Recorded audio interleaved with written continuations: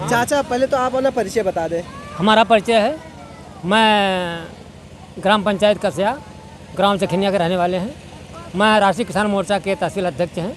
मैं आज इस कार्यकारिणी में बुलाया गया, इसलिए हम लोग यहाँ आए हुए हैं। और यहाँ पर संत शिरोमणि गुरु रविदास जी की जयंती बड़े उत्सव के साथ मनाया जाता है। और हम यही चाहते हैं कि यहाँ के सभी ग्रामवासी इकट्ठा होकर के उनको मनाया जाए। हमारे महापुरुषों की विचारधारा क्या है, उस विचारधारा को सब लोग जानें। यहाँ पर लोग जो महापुरुष हैं उनकी विचारधारा को बताने का काम करते हैं। नहीं, जैसे संत रविदास जी ने कहा कि ऐसा चाहूँ राज में जहाँ मिले सबन को अंग, छोट बड़े सब बसे रविदास रहे प्रसन्न। तो क्या उनका सपना पूरा होते हुए दिख रहा है? सपना पूरा होते कहाँ दिख रहा है? तो ऐसी क्या कमी आ रही है आप लोगों में या समाज में कि उनका सपना जो है पूरा नहीं हो पा रहा है? समाज में बहुत बड़ी कमियां हैं, क्योंकि अब ये देखिए वर्तमान सरकार जैसी चल रही है, हमारे महापुरुषों का कोई भी विचारधारा है वो आगे नहीं बढ़ने पा रहा है। अरे तो सरकार की क्या बात करते हैं? सरकार तो अभी कल परसों की बात है, माननीय योगी जी और माननीय प्रधानमंत्री जी भी तो बनारस गए, रविदास जी को माला अर्पण करे, तो कहाँ आपको रोक रहे हैं? नहीं रोक, जगह जगह मूर्तियाँ तोड़ी जा रही है जी।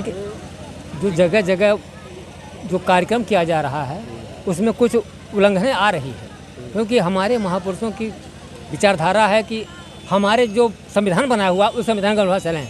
समता सुनता बंधुत्व न्याय चार बार आधारित संविधान है, और चारों आधा कहीं चल रहा है। समता कहाँ मिल रही है, समानता कहाँ मिल रहा है? यानी कहीं ना कहीं जो बाबा साहब का बनाया हुआ संविधान है पूर्ण रूप से लागू नहीं हो पा रहा। हाँ, हम लोग यही चाहते हैं बाबा साहब को बनाए हुए संविधान पर कार्रवाई किया जाए। तो बाबा साहब का जो संविधान बनाया बाबा साहब ने, तो क्या उनका सपना कब पूरा होगा? संविधान पूर्ण रूप से लागू कब होगा? पूर्ण रूप से लागू कब होगा? जब हम लोग संगठित होंगे तभी होगा। तो आप कौन मना कर रहा है कि आप लोग संगठन में ना आइए, संगठित ना होइए? संगठित जब सरकार चला रही है कार्रवाई कि बाबा साहब की जयंती मनाओ, वो तो सरकार तो कह मनाओ, लेकिन अंदर से क्या बातें चल रही है बताइए ना, लोगों को बताइए क्या अंदर की बात है। बाबा साहब की मूर्तियाँ तोड़ी जा रही है, उसके विषय में बातें हैं, क्यों तोड़ा जा रहा है? तो उसके लिए सरकार जिम्मेदार है? उसके लिए सरकार जिम्मेदार है। सरकार को रोके, क्यों नहीं तोड़ा जा? जो मूर्तियाँ तोड़ी जा रही है उसको सुधार करवाएं, क्यों तोड़ा जा रहा है? क्यों तोड़े? वो एक महापुरुष हुए थे, उन्होंने संविधान भारत का बनाया।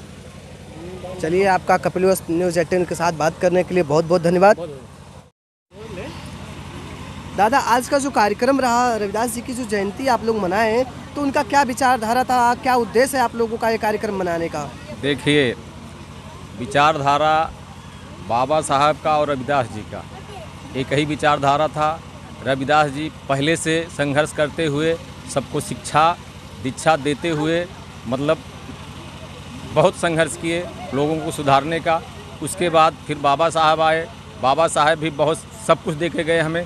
अब कारण ये है कि हमारे में कमी है, लोग दूसरे की गलती देते हैं। अगर हम एकत्रित हो जाएं, पढ़े लिखें, हर चीज़ व्यवस्था करके, हमारा कोई मूर्ति तोड़ने जा रहा है, हम 10, 20, 50 लोग वहाँ हैं, अगर उस पर एक्टिव हो जाएं तो किसी की मजाल नहीं है कि जो हमारे किसी बहु जो जैसे बाबा साहब अम्बेडकर की बात करें या बुद्ध की, पेरियार, फुले की बात करें, तो उन्होंने तो नहीं ना कहा कि आप मूर्ति बनाओ। उन्होंने ये भी नहीं कहा मूर्ति बनाओ। हमारा विचार है कि हम अपने महापुरुष को जीवित रखें, हमारे अपने बच्चों को बताएं कि ये चीज़ ज़रूरी है। और बात रह गई सरकार की, तो सरकार कभी ये नहीं कहे कि जाओ तू तोड़ाओ। जो बिचौलिया होते हैं, किसी भी कास्ट के हों, हम भी राजभर कास्ट के हैं, लेकिन हम ये जानते हैं कि हर धर्म को किसी को तोड़ने का फोड़ने का अधिकार किसी को नहीं है। संविधान जो है सबको अधिकार देता है कि संविधान कोई सबको भी धर्म अधिकार माने, दिया कोई है, भी उससे कोई मतलब नहीं है। हमको अपने धर्म को, अपने हर चीज़ को बचा के रखना है। उसको बचाने के लिए हमको क्या होना पड़ेगा?